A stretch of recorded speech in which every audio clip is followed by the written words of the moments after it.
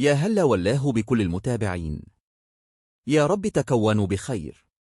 في فيديو النهاردة هشرح لكم حاجة بتطلب مني كتير، وهي أزئي تضيف جهات الاتصال أو الأسماء بتاعتك على الساعة السمارة 20 تقدر تتصل من ساعة يدك مباشرة، وكل ده عن طريق تطبيق ماكتفبر.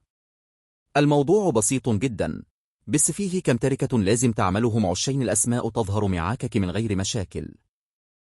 قبل أي حاجة أتأكد إن البلوتوث في موبايلك شغال، بس ركز معي في الخطوة دي لأنها أهم واحدة.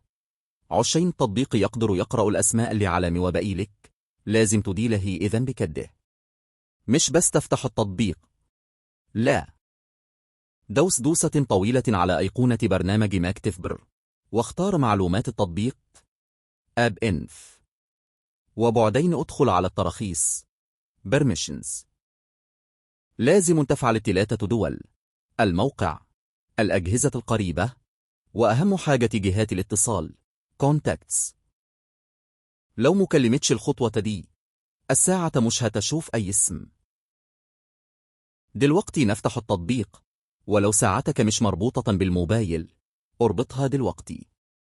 نصيحة أخوية: لو الساعة مش عاوزة تظهر في القائمة ومغلباك ما تتعبش نفسك، اعمل إعادة ضبط مصنع ريسيت للساعة وجرب تبحث عنها تاني وهتلاقيها ظهرت فورا.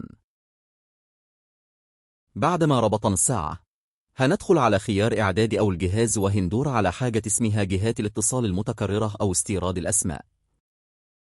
هتلقي علامة زائد فوق، دوس عليها. وعشان إحنا فعلنا الصلاحيات في أول الفيديو هتلقي قائمة الأسماء فتحت معارك على الطل.